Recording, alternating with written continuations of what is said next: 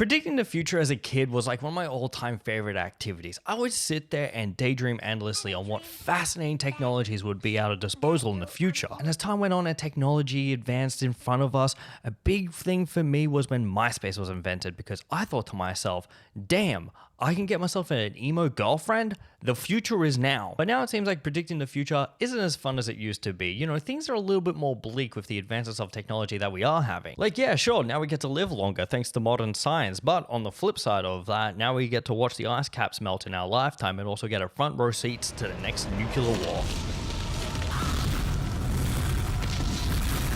What's going on, party people? How are y'all doing? And today I want to talk about future predictions from the past. Yes, getting that DeLorean, Marty. We're going back to the future, baby. You know, a time before we were spied on via our smartphones to sell us useless crap that we don't need. I want to go back to a time where the only thing that we had going on was sitting there for our imaginations and wondering what the future would bring us.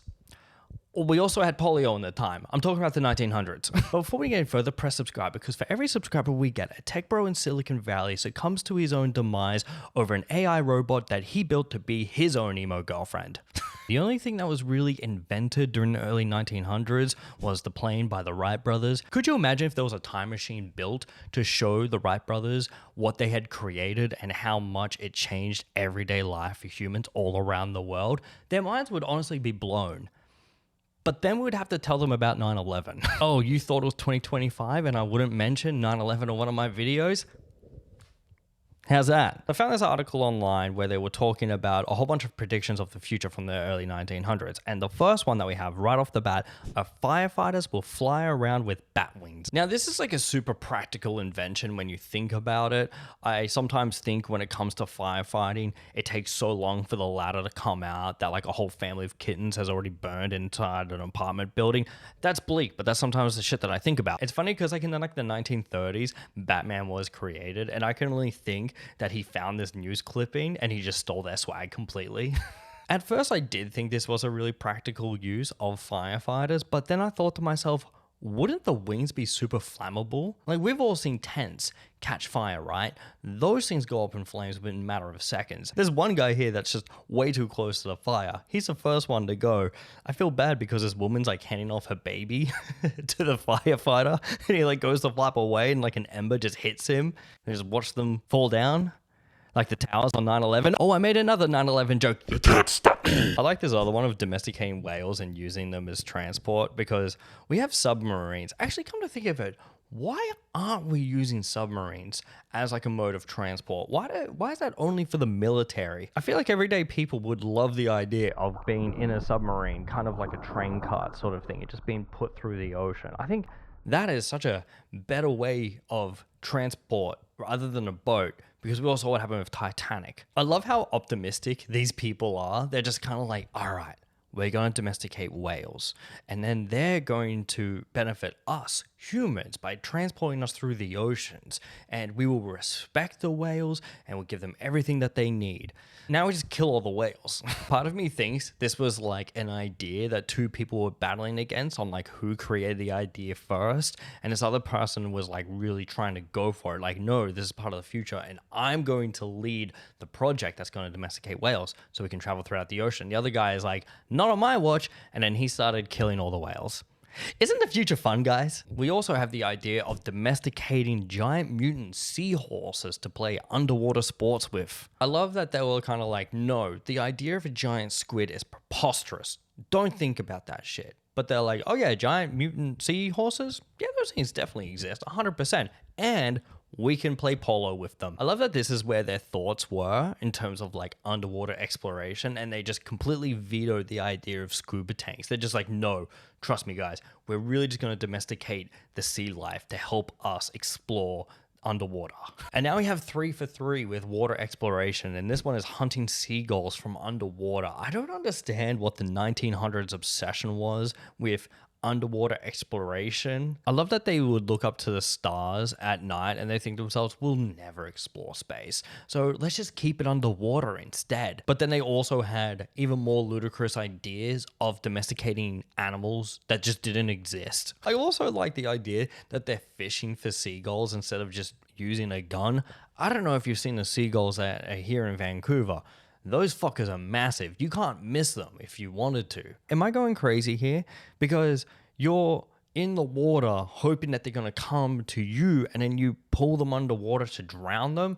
That's barbaric as fuck. Also, were people eating seagulls during the 1900s? Well, I guess the Great Depression happened, so I feel like anything was possible in the 1900s. Speaking of transport, here we have an aerial winged flapping hover car that they were predicting that would be the future of travel. And again, super practical, makes a lot of sense. But also, man, the road rage incidents on this thing, whole other level here. It's like, oh, you cut me off?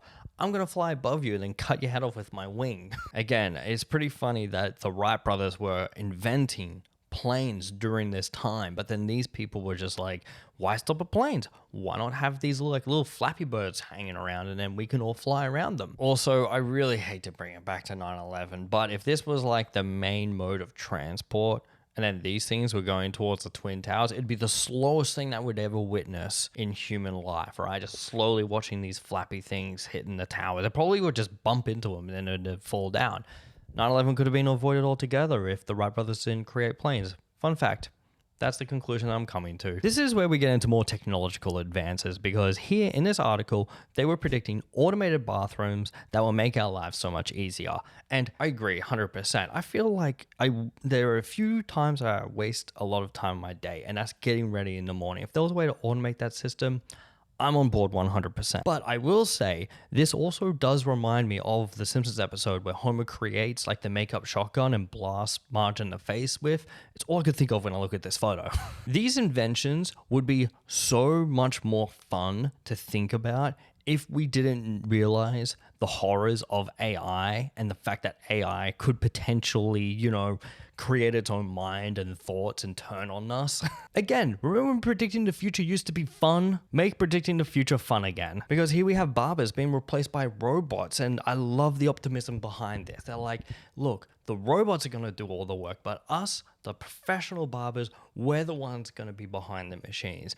We all know that would not happen if that was today. These Silicon Valley bros would be like, no, everything is self-automated. You walk in there and you choose the hairstyle yourself, and then that's how it's done. There's no human involved between the machine and you. It's just you doing everything self-service style. Also, it would be funny if you were planning to go to a different barber, and again, the robot had thoughts and feelings and knew that you were going to cheat on the barber with another one, and the robots know with barber culture that doesn't fly, so they'll just cut your throat open, Edward Scissorhands style.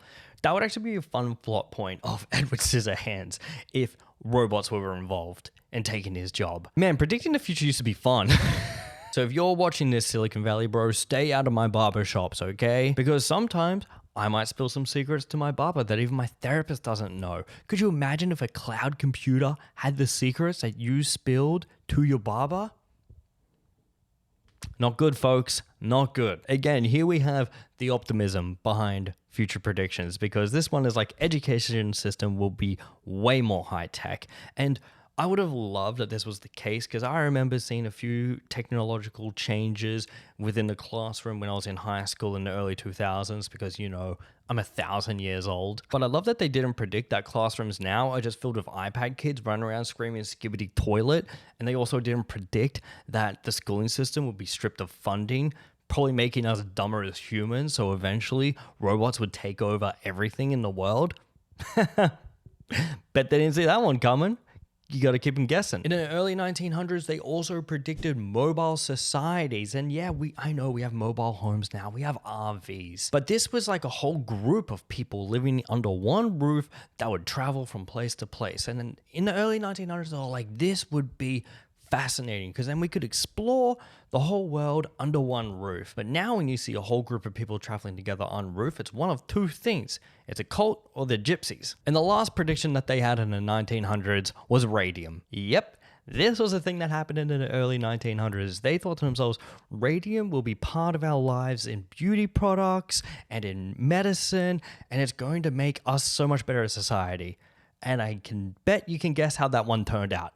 I love that the early 1900s was just the Wild West. They didn't really have any kind of technological advances to tell them what they were doing could have some kind of harm or side effects, and they just let rip. Like, hey, you should try this new beauty product. There's radium in it. Oh, you have a headache? Here is cocaine that we're going to prescribe you. Man, early 1900s, what a time. But you know what, folks? That is enough, because I have learned that society has been stunted to let their imaginations run wild. And we do have that to an extent in the form of conspiracy theories, which I'd love to make a video about. If you want to see that, comment that down below. But also, I want to see more predictions of the future, and luckily for you, I have that at my disposal. I have found other articles from different eras in time that predict the future, and I want to share them with you. So if you want to see more of those, like, comment, and subscribe. Thank you again so much for watching. Welcome to 2025, folks. We are going to be ripping these videos left, right, and center, much like the planes at 9/11. Yo, last 9/11 joke of the video. Goodbye.